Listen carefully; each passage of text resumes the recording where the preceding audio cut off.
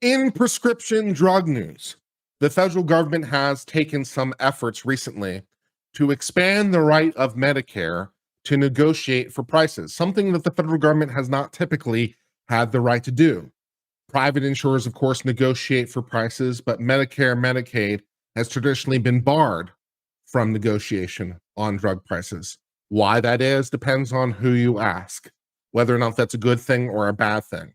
Well, that's been the policy. But the federal government recently tried to change this, at least to some small degree, by giving some expanded power to Medicare. And now the drug companies are, of course, suing because they don't want the federal government to have the power to negotiate. So they say that the recent act of Congress and regulations there too are unfair and amounts to extortion.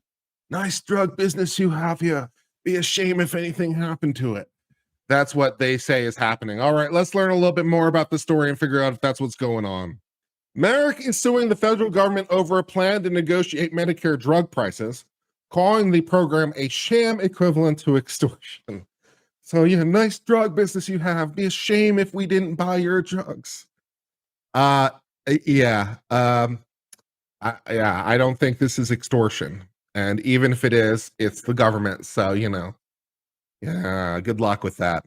The drug maker is seeking to halt the program, which was laid out as part of the Inflation Reduction Act, and expected to save taxpayers billions of dollars over the years. Well, maybe, maybe not.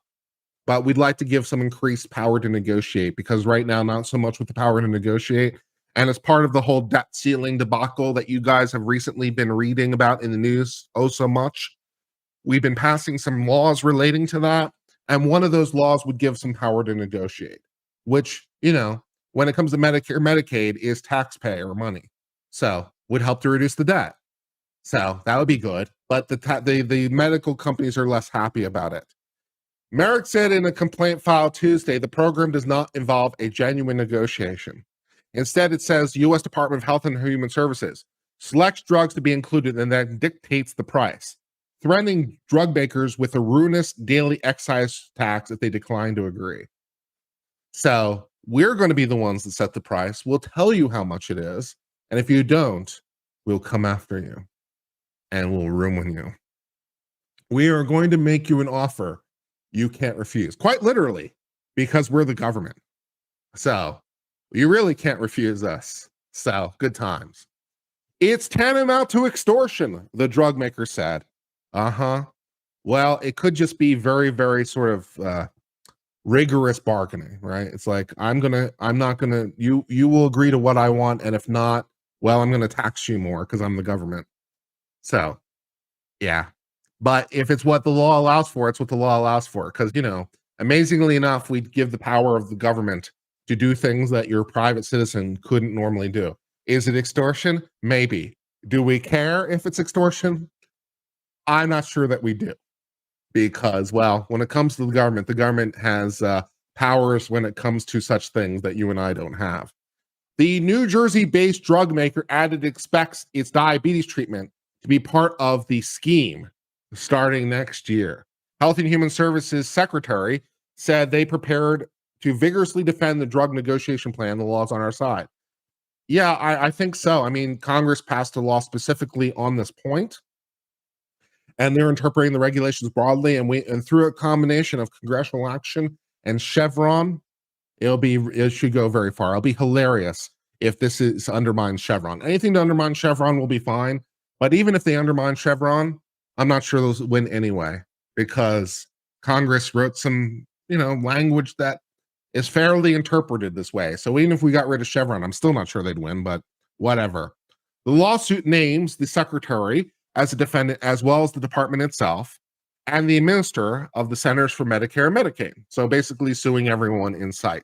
Medicare said in the complaint, the plan laid out in the law suggests that federal officials will sit down with drug makers and negotiate a voluntary price agreement. But, if you can't walk away, you're not negotiating. Because you have to have the stick at the end of the negotiation, or it's not really negotiation. If I have to say yes to anything you say, it's not negotiation, because then you can just dictate whatever you want, because I can't walk away. So I have to have the ability to walk away. And if I'm the government, maybe I want a little bit more than that.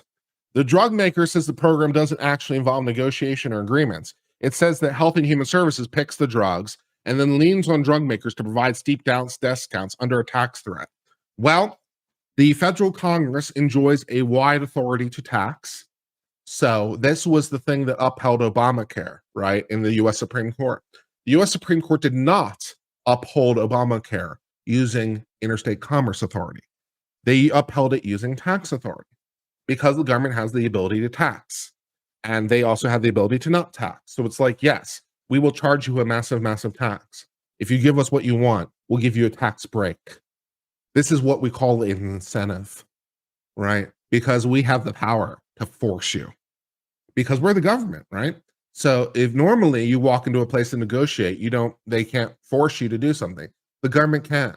It's like, okay, you don't want to play ball with us? We'll just start taking things. We'll call it a tax. That's not fair. That's extortion. It's the law. Law. Merrick says the program violates elements of the Fifth Amendment. Requiring government pay just compensation if it takes property for public use. No, if it's a tax, no, that isn't a Fifth Amendment violation. It's just a tax, right? That isn't taking of a property within the context of the Fifth Amendment. It's a tax. Taxes are lawful. It's not a taking. Sorry, no. The drug maker noted that Congress could simply allow HHS to state a maximum price it would pay or use leverage to negotiate, but that would enable drug makers to walk away from talks. Well, I think that might be part of the point. Yes, Congress could have written that this is the maximum they'll pay or use leverage, but yes, if Congress had did that, you could have walked away. I don't think Congress wants you to walk away. They're literally making you an offer you literally can't refuse. Welcome to the dark side of being on the wrong side of Congress. Instead, the drug companies say the government uses a threat of severe penalties for requisition of drug and refuses to pay fair value, forcing drug models to smile, play along, and pretend it's all part of fair and voluntary. Yep. Welcome to taxes. Yes, you will pay taxes, and we do technically call the tax system voluntary, but voluntary in this sense has a very different meaning legally than you and I would tend to use in Muslim law. So you'll sometimes see this argument by sovereign citizens where they'll say the tax system is voluntary. It is very, very technically voluntary. But what we mean by voluntary is you have the ability to give us money on your own first before we send the cops to take it. That's what we mean by voluntary, as opposed to the tax man coming to your door like they did in days of old and just seizing stuff. That's the involuntary stuff. So if we're thinking like Robin Hood era, where the taxman would just come around to your door and knock on your door and take stuff, that's the involuntary version. The voluntary version that we use in the United States is you have the ability to give us the money before the taxman comes on your door. So you have the ability to volunteer to give it to us before we break down your door. So yes, it's very, very technically voluntary within the meaning of the tax law, which is you're required to do it. But at least you get to do it before the government comes knock on your door. So, hey, that's nice. This is political kabuki theater, the company says, noting that allowing drug makers to walk away from negotiations risks angering Medicare beneficiaries who might not be able to get their medications. Yeah, that is part of the problem. We don't want you to have the ability to walk away. We're going to make you play ball because we can, because we're the government. We can force you. So enjoy that. Medicare is federally funded coverage for people who are 65 years and older. Republicans have also criticized the plan, noting it could compel drug makers to pull back on introducing new drugs that could be subject to haggling. Maybe, but of course, if that's the problem, Congress could just pass a new law, right? So if the problem is, well, what if the drug makers hold back new drugs? Well, we have a solution for that too. We will get you. So don't worry about it. The federal government is expected to soon release rules for negotiation drug pricing in relation to the law that was recently passed. Brand new law, so we have to write some brand new regulations. And then we'll publish in September a list of 10 drugs that it will start negotiations on next year. So we'll start, with some drugs right now, and then we'll write the rest of the regulations later. So we'll pick 10 and go from there. This plan will mark the first time the federal government will bargain directly with drug companies over the price they charge.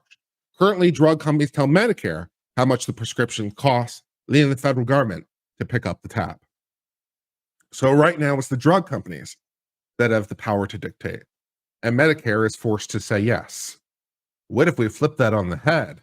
What if Medicare is the one that dictates and the drug companies are the one that's forced to say yes? No, that's not fair. That's not fair. We've been the one that's been able to force Medicare's hand. Now Medicare is enforcing our hand. That's not nice at all. Get wrecked. Negotiated prices won't take hold until at least 2026, although I imagine court challenges might delay it further, but we'll see. Thus, that brings us to the end of the case where Merrick is suing the federal government over the power of Medicare, Medicaid to, for the first time ever, really to have direct authority to negotiate. The law doesn't really allow them to negotiate, and now it allows them to negotiate. And the form of the negotiation is, here is the price we're willing to pay. You will say yes, and if you don't say yes, we'll tax you to oblivion. That is the negotiation. So we have a lot of leverage on our side when it comes to negotiation.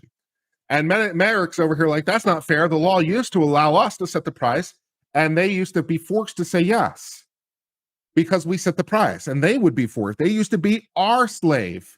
They used to be our biatch. And now they want to turn that on its head. Oh, no, you can't do that. And yes, they pretty much can, because Congress passed a law. And they say, okay, we're going to use taxing authority. Okay. Yeah, the Constitution lets you do taxes. So it's like, if you don't give us what we want, we will tax you a lot. So give us what we want, or we'll tax you so much that we can pay for the difference ourselves. So either agree to the lower price, or we'll tax you so much that we're able to make up the difference.